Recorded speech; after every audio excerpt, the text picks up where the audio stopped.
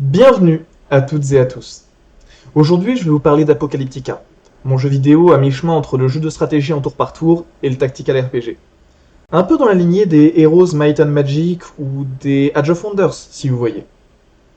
Du coup, on va faire ensemble un bref topo des dernières unités ajoutées. Je vais vous présenter leurs forces, leurs faiblesses et le lore dont elles sont tirées. Et comme les choses sont bien faites, la tournée d'aujourd'hui nous vient intégralement du même peuple, les réprouvés, qui sont les humains de notre univers.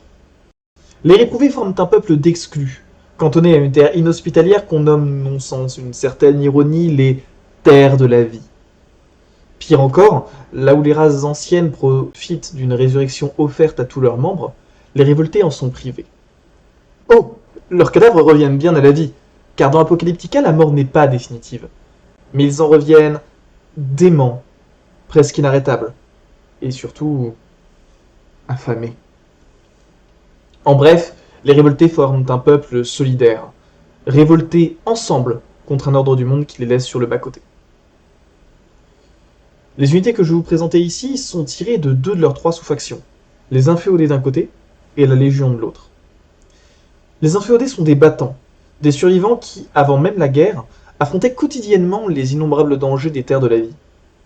Une expérience qui explique sans peine leur amertume vis-à-vis des autres races. Leurs unités sont souvent très mobiles, avec une bonne survivabilité et une orientation offensive. On y trouve d'abord les enragés, de solides unités de corps à corps, avec le meilleur potentiel de dégâts de notre sélection. Seconde unité la plus rapide, juste derrière les coureurs, ils disposent d'une compétence d'attaque berserk qui, au prix d'un petit peu de leur vie, augmente encore leur capacité de burst. La contrepartie de cette force, c'est qu'ils coûtent relativement cher à faire agir, et termineront probablement votre tour à eux seuls. Viennent ensuite les coureurs, l'unité la plus mobile de notre sélection. Et, au contraire des enragés, une unité très peu chère à faire agir. Leurs dégâts, en revanche, sont plutôt faibles, et ils restent assez fragiles. Mais leur compétence de bond leur permet de dépasser les lignes ennemies, tout en réduisant les points de mouvement de toutes les unités adjacentes à leur destination. Et comme les archers ne peuvent tirer que s'ils ont l'intégralité de leurs points de mouvement, je pense que vous voyez le contre naturel qu'ils représentent. A l'inverse des inféodés, la Légion réunit des unités disciplinées et bien équipées, préparées pour une guerre qu'elle souhaite la plus courte possible, afin d'épargner aussi bien leur peuple que ceux des autres.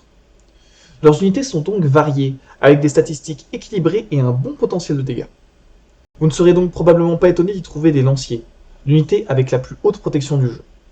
Les lanciers ont également un très bon combat, une statistique qui influe aussi bien sur leurs chances de critique que sur la capacité des autres à leur faire du dégât. Ils ont droit à 2 ripostes par tour, contrairement à toutes les autres unités qui n'en ont qu'une seule, et peuvent récupérer un peu de leur vie grâce à la frappe défensive, ce qui en fait basiquement des tanks parfaits. Et des tanks, la Légion en a besoin pour protéger ses archers. Avec presque 2 fois moins de vie que toutes les autres unités des réprouvés, aucune riposte, ni aucune attaque de corps à corps, et surtout, avec l'incapacité de se déplacer et d'attaquer lors du même tour, les archers font partie de ces unités qu'on garde en arrière-ligne et le plus statique possible. En contrepartie, ils disposent d'un excellent potentiel de dégâts, et leur capacité volée de flèches, quoique limitée à une seule utilisation par combat, peut toucher jusqu'à 7 unités en simultané. Attention aux tiramis toutefois. Et voilà, c'est tout pour aujourd'hui. J'espère que vous avez apprécié cette présentation, et si c'est le cas, n'hésitez pas à me le signaler en commentaire. Sur ce, je retourne à mon jeu alors. À la prochaine fois.